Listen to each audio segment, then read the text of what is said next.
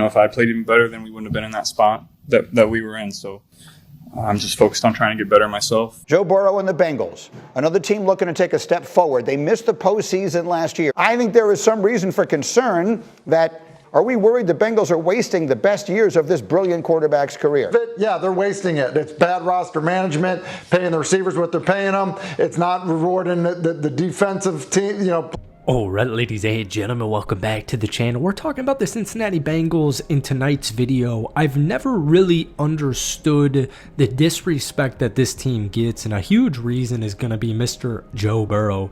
And I know that the Cincinnati Bengals have some flaws, just like every other team in the National Football League, but I'll use an example. I'm a Green Bay Packers fan, right? So Aaron Rodgers was most of my childhood. I don't care how our defense was looking. I don't care about offensive guard concerns. I don't care about safety, linebacker, defensive line concerns. Like, yeah, you worry about that to a certain extent. But at the end of the day, if you have a quarterback like Joe Burrow or a quarterback like Aaron Rodgers in his Packers prime, what's the worry, right? Like, what's really the big deal here? So, I see all this stuff about, can the Bengals fix their defense? And it's like, hey, look, dude, if the Bengals were like a little above average this upcoming season and they have a top 5 offense, like, good luck stopping them in the playoffs. And you don't need to tell this to Bengals fans.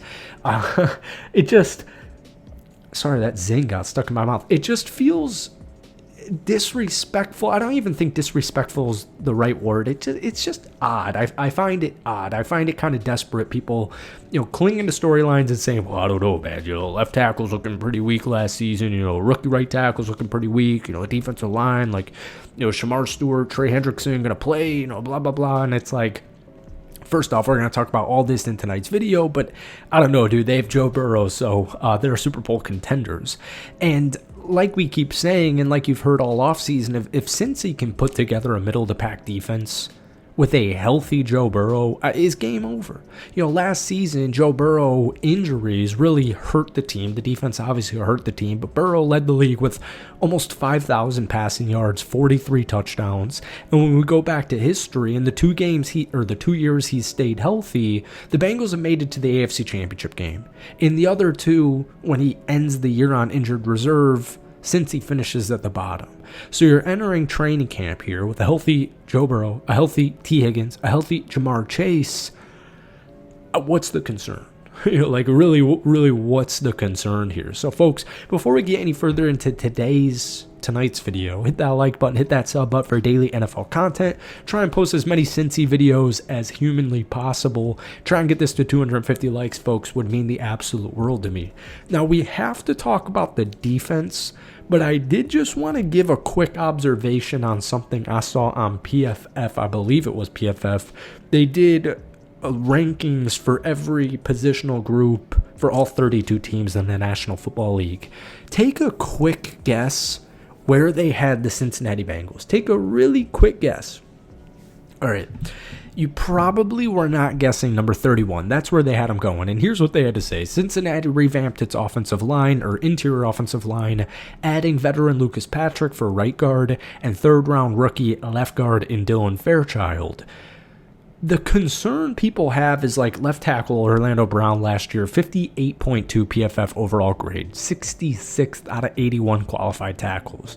You look back at history, especially with Orlando Brown Jr., I'm not really concerned. All right, on the right side of the football, Marius Mims, the rookie, posted an even worse grade, 57.8 according to PFF, which was 67th in that same group. So people have these concerns with the offensive line, and you're about to hear my rhetoric with the defense. I feel like a lot of this stuff comes down to coaching, injuries / chemistry / timing. It all goes into the same thing. And once again, sorry to double down on me being a Green Bay Packers fan, but here's the thing. We kind of dealt with a similar-ish situation as far as Jordan Love getting banged up week 1. Jordan Love was banged up for, decent parts of this past season. Philadelphia ends up routing the Green Bay Packers in the first round of the playoffs, and it was over. Right? And then Philly ends up winning the playoffs, or the Super Bowl, sorry. So the way I view it as a Green Bay Packers fan is, okay, it wasn't our year. And I would view the same thing if I was a Cincinnati Bengals fan. So where people are really losing their minds is going to come defensively, and it is rightfully so. I do want to say, like, people have a lot of concerns with the defensive line right now. 2024, the Bengals ranked 27th in pressure rate without blitzing, generating pressure on only 27% of such plays. Sam Hubbard obviously retired, which makes the group worse.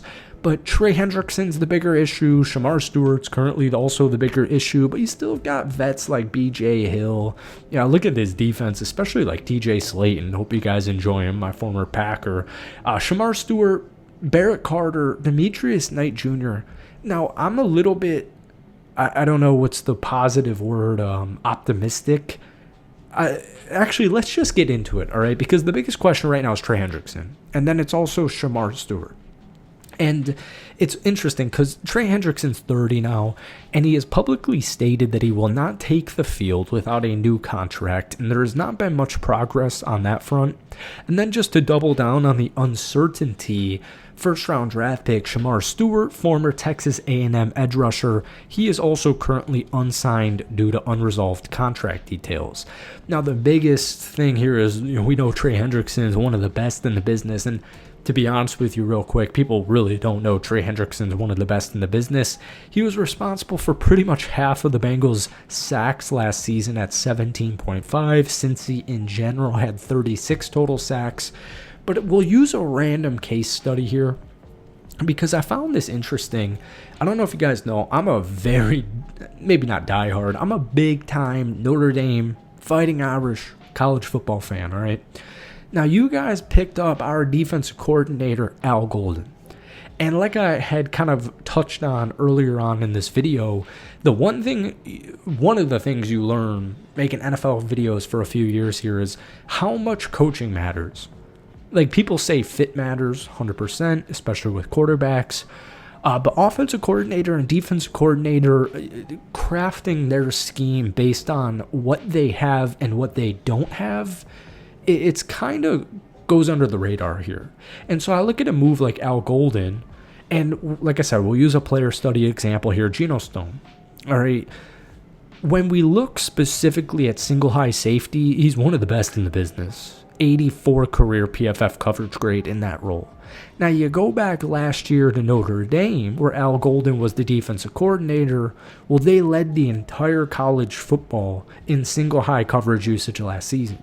So we can look at a player like Geno Stone, and you can also even use this philosophy offensively with, I'll use like Orlando Brown Jr. as an example. But last year, if Notre Dame averaged or led the league in single high coverage usage with their safeties, you look at a guy like Geno Stone, who just had a horrible statistical season, finished with a 53.7 PFF coverage grade. Well, you look at a guy like Al Golden with Geno Stone, and you're like, okay, he's going to make the most out of that, right? So I don't have concerns with the defense. As far as contract disputes, like I said, I'm a little bit more optimistic. I think all this stuff kind of works out, and if it doesn't work out, then maybe that's for the best. But at the end of the day, the Cincinnati Bengals have Joe Burrow, and they also have Jamar Chase, and they also have T. Higgins. But more importantly, they have Joe Burrow. So I'm not going to fade the team in any way, shape, or form. That's it for tonight's rant. I hope you guys enjoyed it. Hit that like button, hit that sub button if you guys did. But give me a loose win-loss projection record for the Cincinnati Bengals next year down below. Peace.